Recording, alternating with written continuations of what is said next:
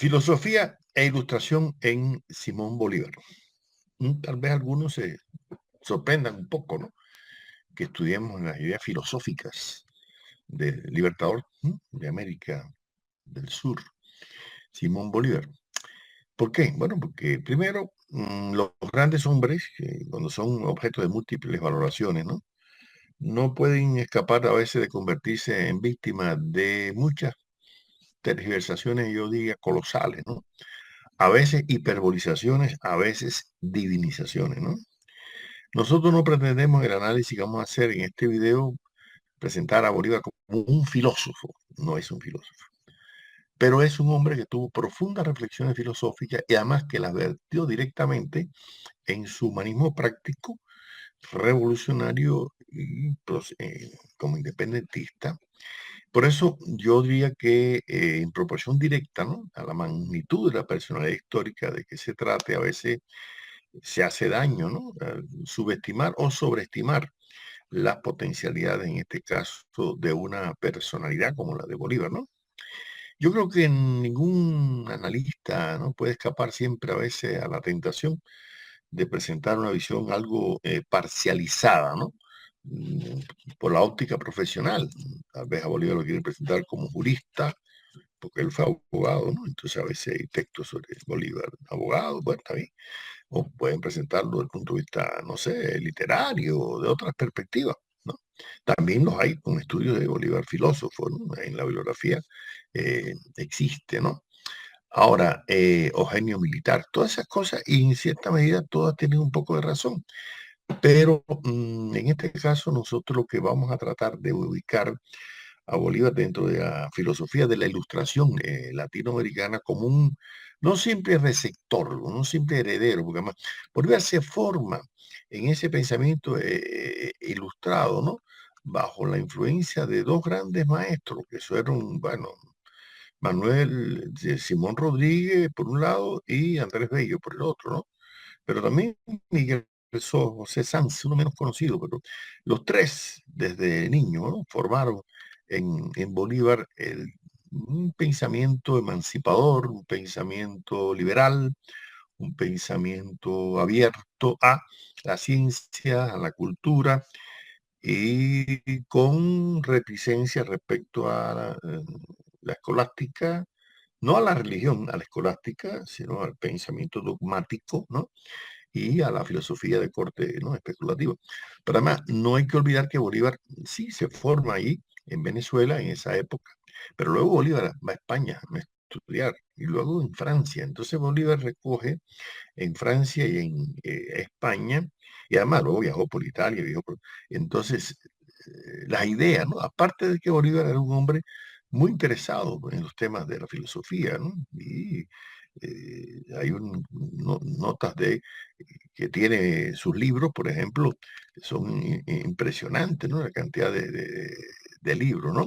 Entonces, por ejemplo, un investigador que es Miramón dice que en 1828, o sea, Bolívar vivía todavía, ¿no?, fueron catalogados, se catalogaron los libros que tenía eh, Bolívar, ¿no?, en el inventario de su biblioteca, porque iba a obsequiárselo a Joaquín Mosquera, ¿no? Y había libros de los clásicos griegos, de los clásicos latinos, obras de la época napoleónica, libros de los filósofos enciclopedistas del siglo XVIII. O sea, que tenía libros de Groucho, de Voltaire, de Montesquieu, además leía el francés, ¿no?, y el inglés también, todo eso le daba, ¿no?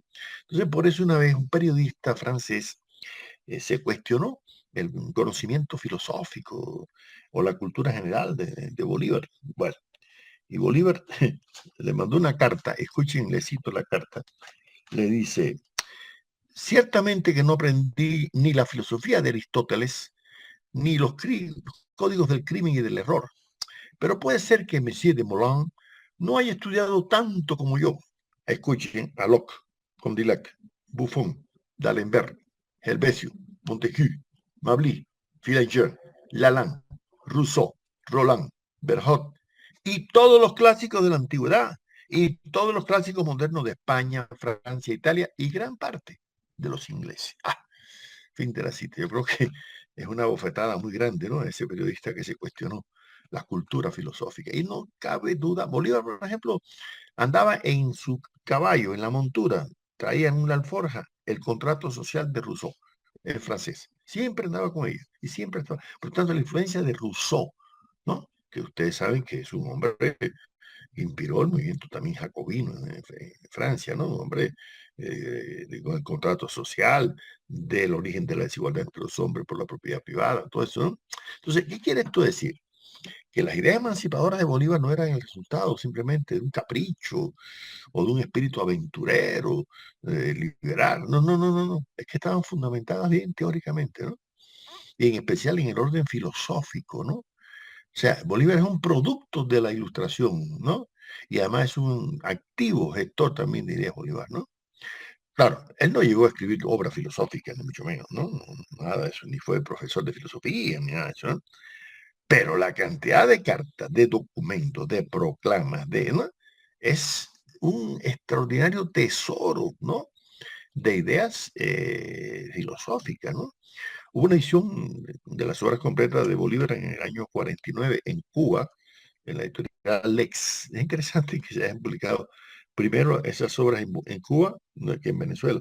Como es interesante que también fue en Venezuela donde se publicaron primero las obras completas de José Martí. Fíjense qué estrecho vínculo entre Venezuela y Cuba en este aspecto, ¿no? Pero uno se va a dar cuenta, y ahora voy a tratar de presentarle algunas ideas de las reflexiones profundas de Bolívar sobre temas muy profundamente filosóficos, empezando por el tema de la existencia de Dios, o las potencialidades de la naturaleza, o el conocimiento humano, hasta dónde llega, ¿no? El poder de la ciencia, el papel de las artes, de la moral, que es importantísima, las leyes sociales, ¿no? El desarrollo social. Todos esos temas aparecen en las proclamas, documentos, cartas, entrevistas. O sea que Bolívar tiene una reflexión, yo diría, creadora de las ideas ilustradas, ¿no? Claro, un estudio muy parcializado puede sesgar un poco la riqueza de ese pensamiento, pero si se profundiza en la obra de Bolívar, uno debe destacar, por lo menos, la estimación, la valoración, ¿no? Que le dio a la filosofía, ¿no? En primer lugar, ¿no? Y yo diría que la misión emancipadora de Bolívar no se limitó a derrumbar poderes políticos, ¿no? En este caso el colonialismo español, ¿no? Que subyugaba al hombre americano, sino también otros pseudopoderes, ¿no? Enajenantes que han frenado al ser humano, ¿no? Y yo creo que por eso es que Bolívar se inscribe dentro de esa trascendencia que le hemos dado nosotros al conflicto humanismo-alienación, ¿no? En la filosofía en América Latina, como en la filosofía en desarrollo mundial, ¿no? No solamente en América Latina, es un conflicto permanente entre o darle potencialidad al ser humano o darle potencialidad a los factores que lo limitan, ¿no? Que lo enajenan. ¿Ya? Entonces yo creo que en este caso la obra de Bolívar se inscribe dentro de ese, ¿no? aspecto. Bolívar, en primer lugar, en una carta que le manda a Santander en 1824, le dice, cito, yo tengo necesidad de satisfacer esas pasiones viriles, ya que las ilusiones de mi juventud se han apagado. En lugar de un amante, quiero tener a mi lado a un filósofo, pues en el día yo prefiero a Sócrates que a la hermosa Aspasia. Fin de la cita. Yo en broma diría que en el día necesitaba a Sócrates, pero por la noche a Manuelita, ¿no? Entonces, pero ahí veo usted lo que le está confesando a Santander, ¿no? Cuando ya él es un poco ya más maduro y que le interesa profundizar más, ¿no? Y por eso incluso mantuvo una relación muy estrecha con su maestro Simón Rodríguez, que fue uno de los grandes pensadores también de esa época, un filósofo y un pedagogo, ¿no? Y qué decir de Andrés Bello, uno de los grandes filósofos también latinoamericanos de la primera mitad del siglo XIX. Y ambos tuvieron una influencia extraordinaria. Y Bolívar se mantuvo en contacto, en comunicación con ambos, ¿no? Entonces, yo diría que en Bolívar hay esa preocupación e incluso se la manifiesta a un sobrino de una carta que el sobrino va a estudiar, ¿no? Europa, y él le da una serie de recomendaciones metodológicas de cómo debe estudiar y le dice que tenga consideración especial en la filosofía. O sea, Bolívar estimula mucho el conocimiento filosófico, y no olviden que estamos hablando de una época en que está naciendo el positivismo en Francia, ¿no? Comte está empezando, ¿no? Y luego va a tratar de poner en crisis, ¿no?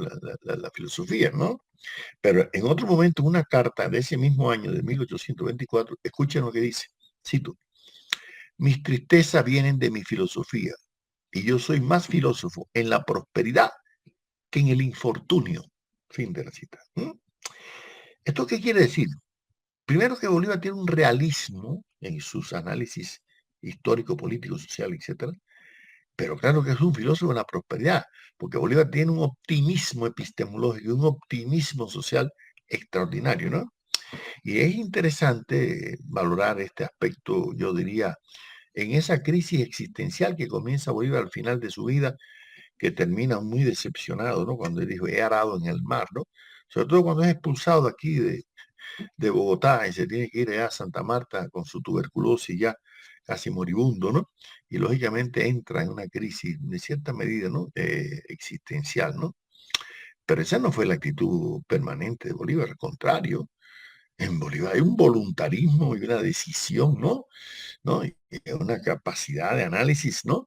Hay una idea de Bolívar que José Martí recogió, que decía, mmm, las revoluciones no triunfan y los pueblos no avanzan con los hombres como deberían ser, sino como son o contra ellos. Esa es una idea muy fuerte, porque está diciendo que no se puede esperar que haya un hombre ideal para que no se empezar un proceso revolucionario, un proceso emancipador. No, no, no, no, no, hay que hacerlo con los indígenas, con los criollos, con los esclavos ignorantes, ¿no? Y Bolívar incluso se bajaba del caballo y ahí alfabetizaba a muchos de sus soldados, porque él sabía, ¿no? Que era necesario también una emancipación cultural, educativa, ¿no? Entonces, Bolívar en primer lugar fue un profundo crítico, ¿no? Lógicamente del poder colonial español, ¿no? Pero lo hacía filosóficamente también, ¿no? No en el plano simplemente político, ¿no? Y por eso él fundamentó su, su proyecto político de crear repúblicas, ¿no? Gobiernos republicanos, democráticos, ¿no?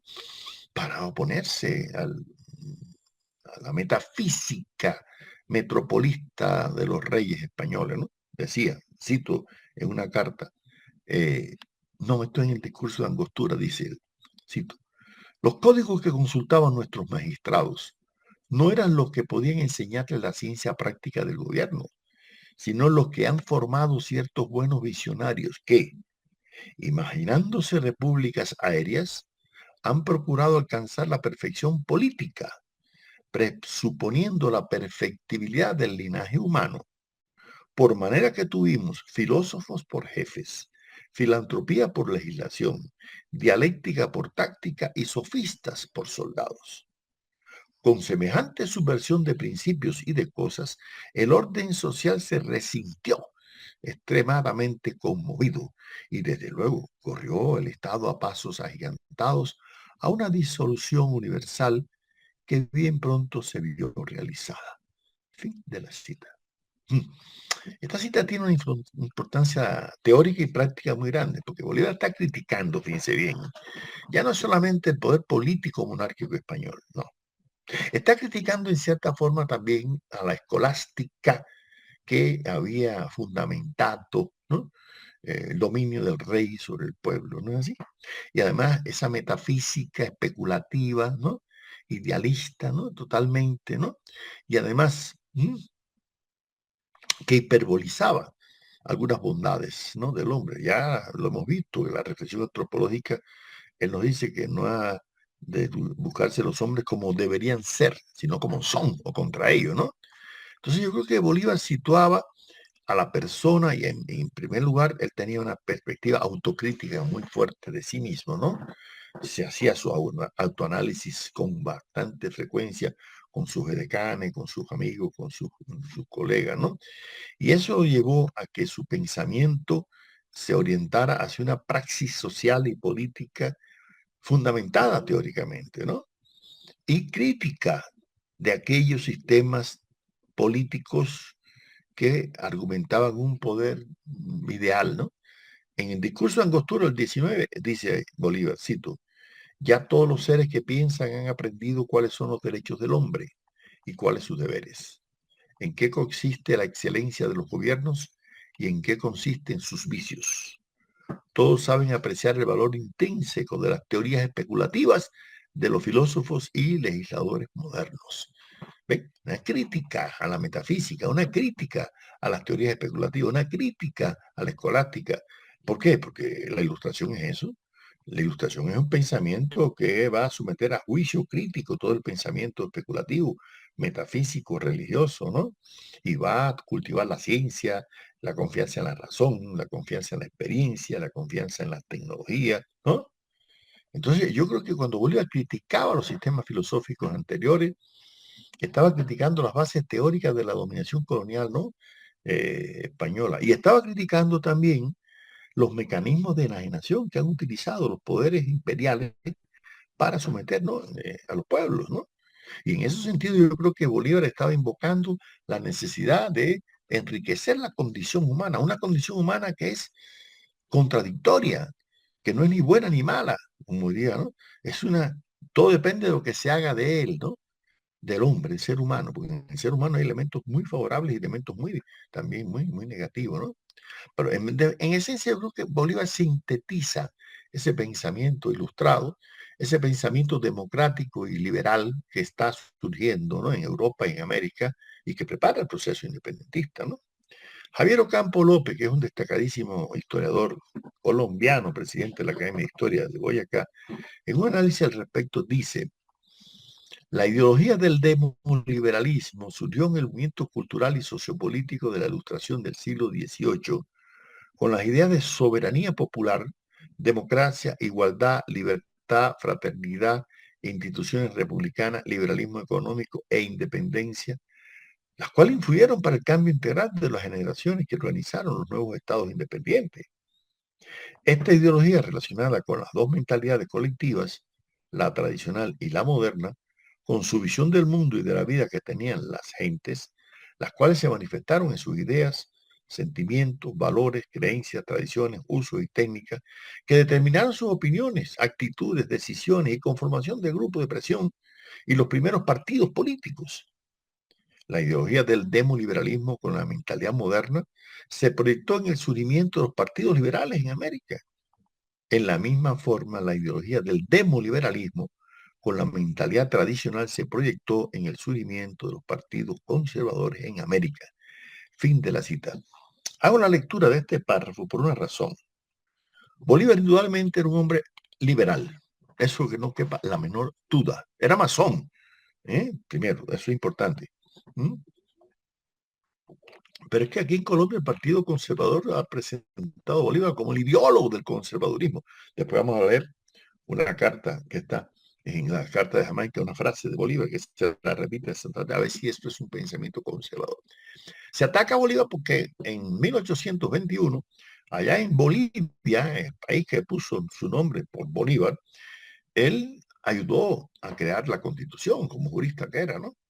Y propuso ante el caos que había en ese momento en todo el Alto Perú, como se llamaba entonces, la llamada dictadura, porque la dictadura era una forma de gobierno transitorio provisional que ya el Senado en Roma, en el derecho romano que Bolívar manejaba muy bien. Otra cosa, Bolívar en Lima, los abogados le propusieron darle el título de abogado y él dijo, no, yo acepto el título si me permiten examinar todas las asignaturas de la carrera de Derecho, ahí en la Universidad Mayor de San Marcos, en Lima. Bolívar hizo todas las asignaturas de la carrera de Derecho y le dieron el título, pero no porque fuera Bolívar, sino porque aprobó las asignaturas de Derecho. Quiere decir que tenía un conocimiento profundo, ¿no así? De el derecho. Entonces, Bolívar utilizó la palabra dictadura como una forma transitoria de poder, ¿no? De eliminar el Senado hasta que se estabilizara la política allí, ¿no? En Bolivia. Bueno, pues entonces lo han presentado siempre como el dictador, como el pequeño Napoleón. Hasta Carlos Marx cometió el error. Claro, Marx escribió un trabajo sobre Bolívar nefasto porque se guió por textos de españoles, imagínense, allá en la biblioteca de Manchester. Y ningún español hablaba bien de Bolívar, ¿no? Decía que era un pequeño dictador, emperador, un pequeño Napoleón, perdón, en fin, y eso es mentira, totalmente mentira. Y la imagen que se le construyó aquí cuando él regresa de Perú a Bolivia, y de acá a Colombia, es que quería imponer la dictadura y por eso prácticamente lo echaron de aquí, ¿no? Porque Santander, aparte de que intentaron asesinarlo, como ustedes saben, ¿no? Entonces, y ahí se involucró Santander y por eso a Santander no lo fusilaron, pero lo exiliaron, ¿no? Pero a los demás lo fusilaron, ¿no? Entonces, a los que participaron en ese intento, que casi lo asesinan, gracias a Manuelita que lo salvó saltando por un balcón ahí en una calle cerca de la Plaza Central, ¿no? Que lleva hoy su nombre, ¿no? La Plaza de Bolívar, en Bogotá. Ahora, Bolívar tenía unas reflexiones filosóficas que en cierta medida lo hacían coincidir con las tesis del filósofo judío holandés Baruch de Spinoza. ¿Mm? Es decir, una visión de un determinismo universal, ¿no? Que daba una visión tanto de la naturaleza como de Dios, ¿no? Ustedes saben que, y eso es lo que hace Einstein. Después Einstein dice que mi Dios es el de Spinoza, o sea, Dios está en la naturaleza, ¿no? En la creación de la naturaleza. Y Bolívar prácticamente una carta que le escribe a José Joaquín Olmedo en 1825. Miren lo que dice. Mi alma está embelesada con la presencia de la primitiva naturaleza, desarrollada por sí misma, dando creaciones de sus propios elementos por el modelo de sus inspiraciones íntimas, sin mezcla alguna de las obras extrañas, de los consejos ajenos, de los caprichos del espíritu humano, ni del contagio de los crímenes y de los absurdos de nuestra especie. Fin de la cita del párrafo de una carta. Como ustedes pueden ver, un párrafo muy profundamente filosófico. En primer lugar, está coincidiendo con aquello que natura causa sui, que decía Spinoza, ¿no? La naturaleza es causa de sí misma. O sea, no es que venga algo de fuera y la cree, no. Es Dios mismo que está creando la naturaleza. Dios es la naturaleza, ¿no? O la naturaleza es Dios. Esa es un poco la idea de Bolívar, ¿no? ¿Y eso qué quiere decir? Que hay un cierto grado de autodeterminación ontológica. Es decir, del ser de las cosas está en sí mismo, no fuera de sí mismo, ¿no? Y por eso la postura de Bolívar no es teísta, de teos, de que hay un Dios que nos está controlando. No es deísta, que es distinto. Dios creó el mundo, pero después, cuidado, nos dejó a los hombres hacer la historia, ¿no? Y ahí coincide con Voltaire, ahí coincide, ¿no? ¿no? Y ahí incluso se expresa en otra carta que le escribe a su maestro, ¿no? Simón Rodríguez, escuche lo que dice, ¿no? Venga usted al Chimborazo, profane usted con su planta atrevida la escala de los titanes, la corona de la tierra, la almena inexpugnable del universo nuevo. Desde tan alto tenderá usted la vista y a observar el cielo y la tierra, admirando el pasmo de la creación eterna, podrá decir, dos eternidades me contemplan, la pasada y la que viene. Y de este trono de la naturaleza idéntico a su autor, será tan duradero, indestructible y eterno como el Padre del universo. Fin de la cita. O sea, Dios es que la naturaleza, el Padre de la naturaleza, ¿no? Idéntico a su creador, la naturaleza es idéntica a Dios, ¿no? Es decir, restablece una identidad entre la naturaleza y Dios. Por lo tanto, Bolívar no es un ateo, Bolívar es un deísta. Y en ese sentido está coincidiendo también con las teorías del derecho natural propio, ¿no? Del pensamiento religioso, ¿no? De que el hombre posee, ¿no? Una libertad natural, ¿no? Que le permite incluso emprender obras colosales, ¿no?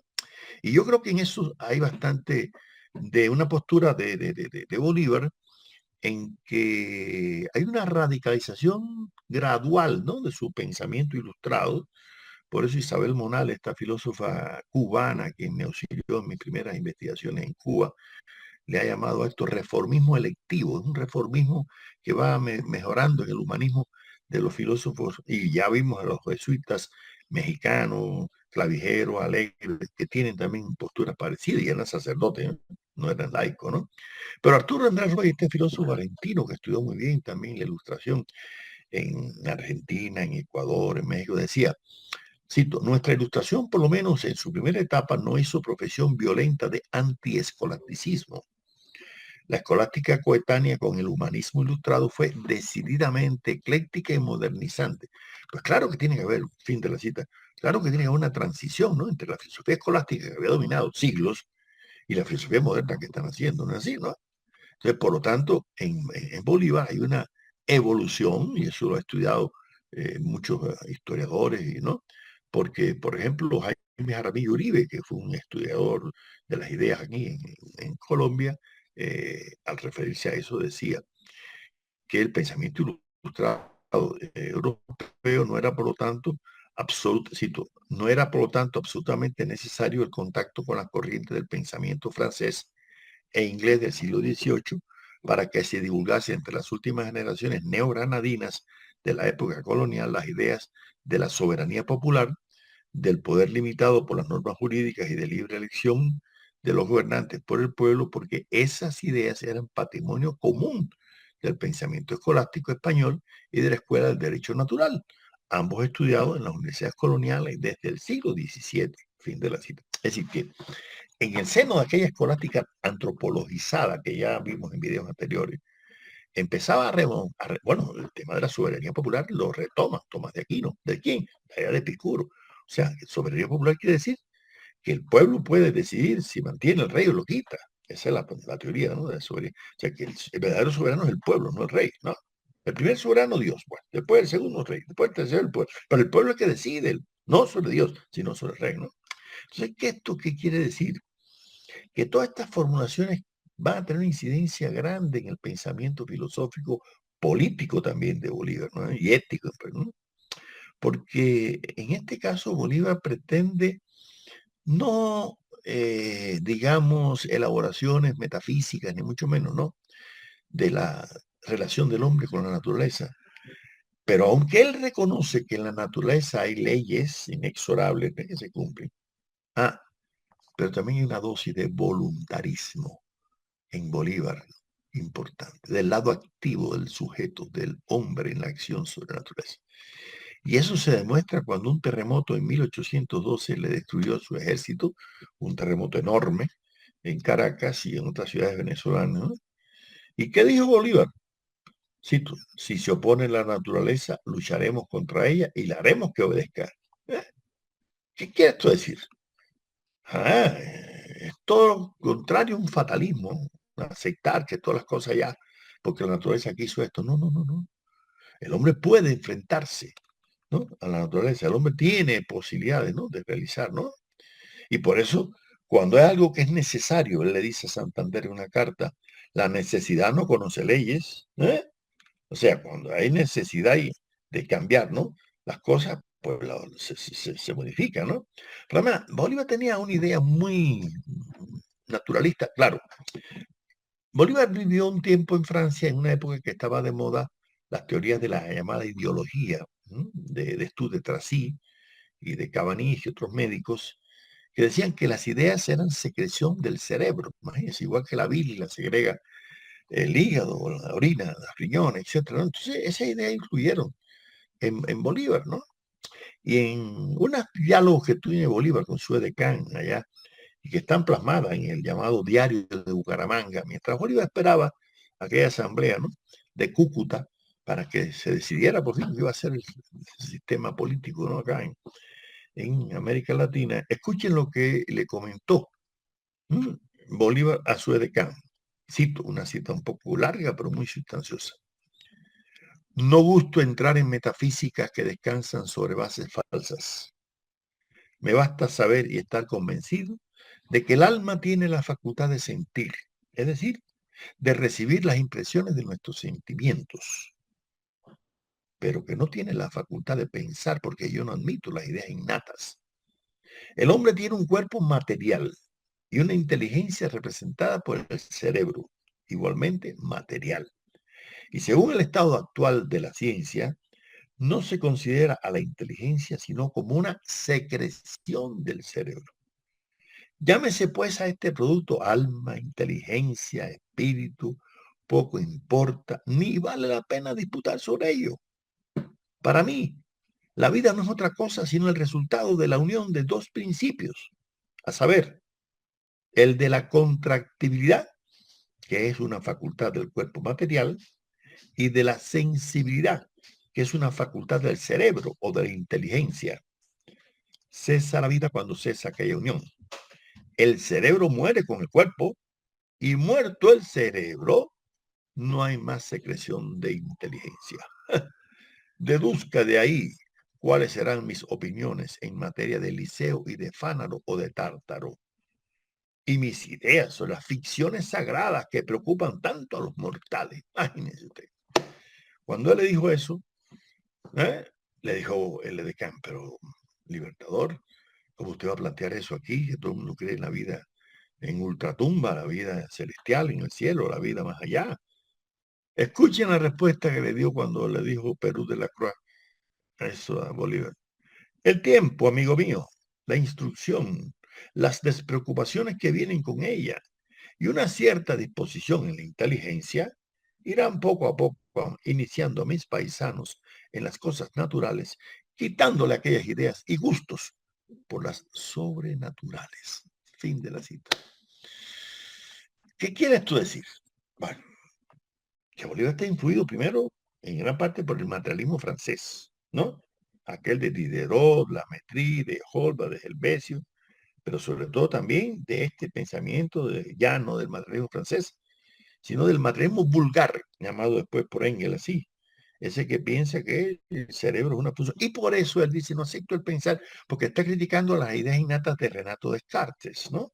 Aquel que planteaba que las ideas las pone Dios en la glándula pineal cuando el bebé nace, ¿no? Bolívar se opone a eso. Bolívar es un sensualista quiere decir empirista, que confía en las sensaciones que, en la irritabilidad que tiene, ¿no? El cuerpo humano con las relaciones, ¿no? Del mundo natural. ¿No? Y eso quiere decir, no es que Bolívar fuera ateo, no.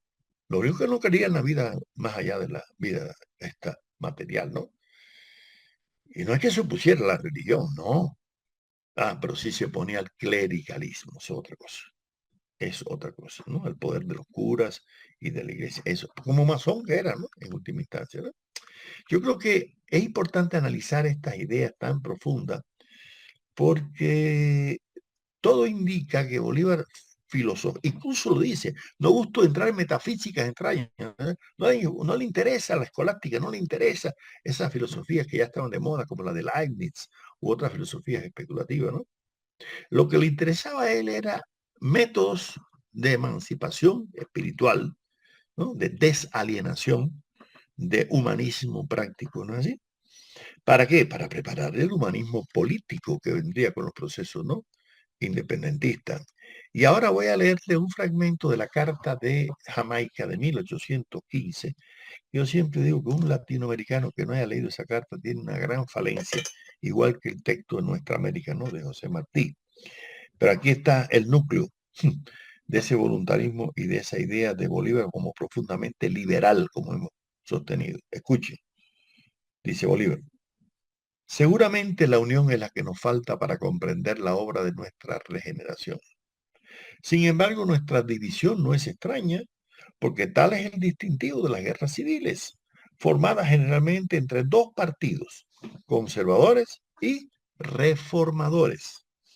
Los primeros son por lo común más numerosos, porque el imperio de la costumbre produce el efecto de la obediencia a las potestades establecidas.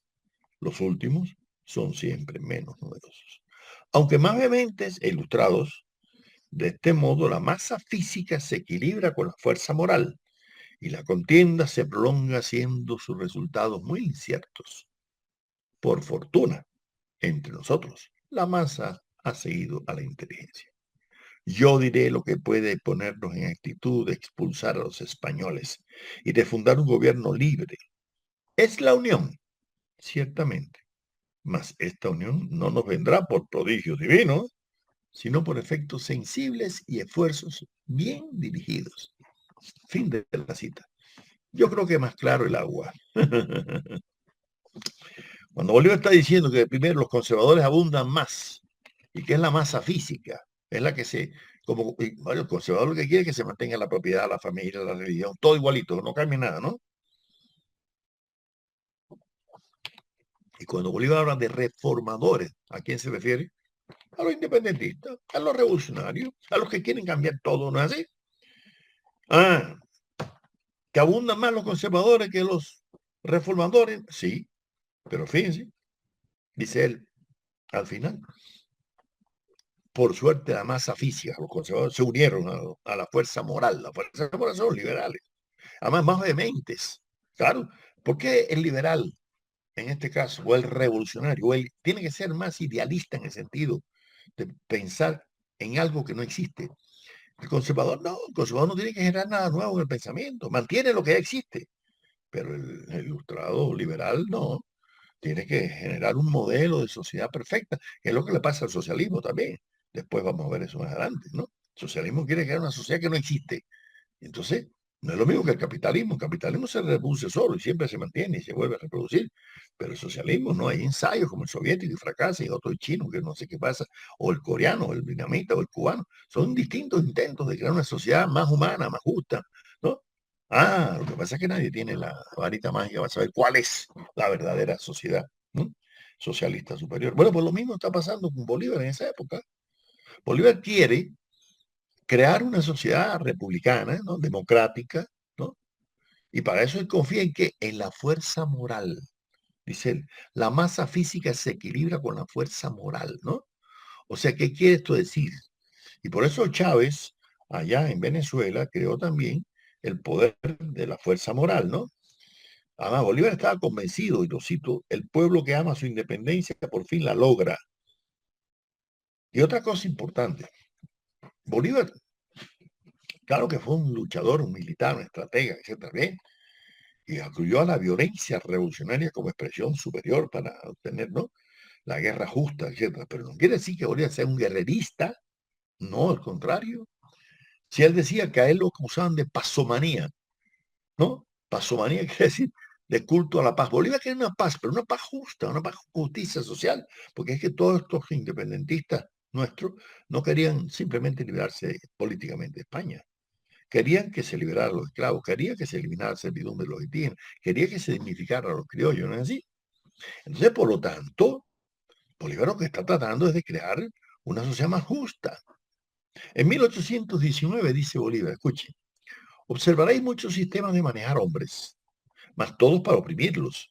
Y si la costumbre de mirar el género humano conducido por pastores de pueblo no disminuye el horror de tan chocante espectáculo, nos pasmaríamos al ver nuestra dócil especie pasear sobre la superficie del globo como viles rebaños destinados a alimentar a sus crueles conductores. La naturaleza, la verdad, nos dota al nacer del incentivo de la libertad, mas sea pereza, sea propensión inherente a la humanidad, lo cierto es que ella reposa tranquila, aunque ligada con las trabas que le imponen. Fin de la cita. Bueno, aquí hay una idea profundamente filosófica y de una dimensión antropológica. Es decir, el hombre nace libre. Incluso Abraham Lincoln va a decir, va después en el siglo siguiente, no, en el mismo siglo XIX de Bolívar, no, todos los hombres nacen iguales, ¿no? Aunque ese sea el último momento que lo son, decía Lincoln, ¿no? Pero que nacen libres, y eso ya lo planteaba Bartolomé de las Casas en el siglo XVI. La libertad es inherente a la condición humana, ¿no? Ah, pero no se plasma fácilmente si usted no lucha por ella, ¿no? Por lo tanto, la libertad es un producto complejo que se elabora con componentes naturales y con componentes sociales, ¿no? Por eso Bolívar, escuchen lo que decía, cito, la libertad es un alimento suculento, pero de difícil digestión. Nuestros débiles conciudadanos tendrán que enrobustecer su espíritu mucho antes que logren digerir el saludable nutritivo de la libertad. Fin de la cita. Yo acabo de publicar ahora en un libro que publiqué en Italia, salió hace poco en una editorial libre de acceso, se puede encontrar en internet, unos trabajos sobre la libertad en Bolívar, en Martí, en grandes pensadores, ¿no es así? Porque le dedico especialmente al tema de la libertad y de la justicia social en estos libertadores, ¿no? Y Bolívar fue muy claro en eso. Vuelvo a citarlo. Por el engaño se nos ha dominado más que por la fuerza, y por el vicio se nos ha degradado más bien que por la superstición. La esclavitud es la hija de las tinieblas. Un pueblo ignorante es un instrumento ciego de su propia destrucción. La ambición, la intriga abusan de la credulidad y de la experiencia de los hombres ajenos de todo conocimiento político, económico y civil. Fin de la cita. ¿Qué quiere decir eso? Una idea que también ya vimos en Miranda, ¿no? El hombre ignorante es víctima de la esclavitud, ¿no es así? Aunque Bolívar también, igual que Miranda, estimaba mucho al tema de la filosofía. Yo diría que en Bolívar hay un realismo optimista, primero, en la visión del pueblo, ¿no? Hay un optimismo epistemológico, pero también hay un optimismo histórico, ¿no? Y lo dice cuando él, cito, causas individuales pueden producir resultados generales, sobre todo en las revoluciones. Fin de la cita. ¿Qué quiere esto decir? Ah, bueno, que los individuos se van, ¿no? Emancipando de las ideas y van asumiendo posturas, utópicas, sí. Crear algo que no existía, sí, ¿no? Y Bolívar es un crítico profundo, ¿no? ¿De qué? De la esclavitud, de la servidumbre de los indígenas. Vuelvo a citarlo, dice él, que los hombres nacen todos con derechos iguales a los bienes de la sociedad. Está sancionado por la pluralidad de los sabios, como también lo está que todos los hombres nacen igualmente aptos a la obtención de todos los rangos, pues todos deben practicar la virtud y no todos la practican. Todos deben ser valerosos y no todos lo son. Todos deben poseer talento y todos no lo poseen. De aquí viene la distinción efectiva que se observa entre los individuos de la sociedad más libremente establecida. Si el principio de la igualdad política es igualmente reconocido, no los hombres desiguales en genio, temperamento, fuerzas y caracteres. Las leyes corrigen esta diferencia porque colocan al individuo en la sociedad para que la educación, la industria, las artes, los servicios, las virtudes, le den una igualdad ficticia propiamente llamada política y social. Fin de la cita. Señores, ¿acaso esto no son reflexiones de filosofía política muy serias? ¿Mm? Claro que lo son. O sea, no es que queramos ser de Bolívar un filósofo, no, pero tampoco era un hombre solamente de espada, era un hombre de pensamiento y la espada, las ideas eran las riendas de las, ¿no? De las piedras, como decía Martí, ¿no? Después, ¿no? Hay otra idea de Bolívar que Martí la asumió. ¿Cuál? Bolívar se dio cuenta desde allá del Congreso Anfictiónico de Panamá de 1826 que fracasa cuando él le dice a Santander que no invite a los delegados de Norteamérica, pero Santander violó eso y invitó. Claro que llegaba uno solo porque se murió el otro en un barco, ¿no? Pero fracasó el convenio, el famoso Congreso, ¿no? Porque Bolívar quería la unidad de todos los pueblos americanos, ¿no? Y esa unidad era una utopía en esa época, indudablemente. No solamente para enfrentarse a los poderes coloniales ingleses, franceses, posibles holandeses, que venían, o también contra el propio español, como intentó retomar, ¿no? La monarquía aquí después de la independencia, como pasó en República Dominicana, que otra vez volvieron los españoles, ¿no?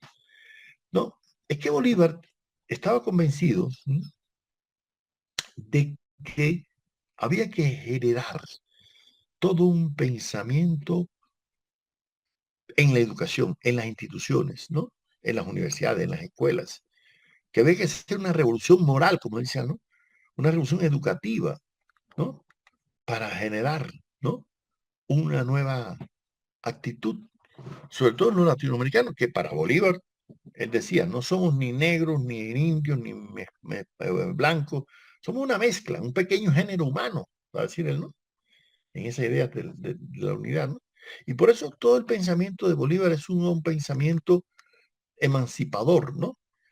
Y hay una frase que tiene cierta influencia después en Martí, en el antiimperialismo de José Martí, que vamos a ver adelante. Bolívar veía ya la agresividad de los Estados Unidos. Sabía lo que Jefferson le había dicho a Miranda de que no iban a apoyar la independencia de las colonias de América del Sur hasta que no satisfaciera los intereses de los Estados Unidos de América. Y por eso Bolívar dijo por ahí, los Estados Unidos de América están destinados por la providencia a plagar de miseria a los pueblos de América del Sur en nombre de la libertad. Yo creo que esa idea de una dimensión política tan temprana, porque no había aparecido el imperialismo norteamericano, pero 20 años después de la muerte de Bolívar ya devoran la mitad del territorio mexicano, ¿no es así? Bueno, y da lugar y luego se lanza en Nicaragua, en Cuba, en Puerto Rico, en tantos lugares, ¿no? Entonces, Bolívar fue un visionario en eso, ¿no?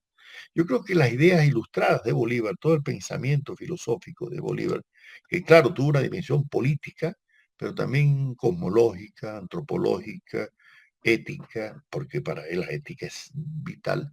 Y yo creo que como latinoamericanos tenemos el deber dedicarle un poquito de atención a esas ideas humanistas ilustradas del pensamiento de Simón Bolívar.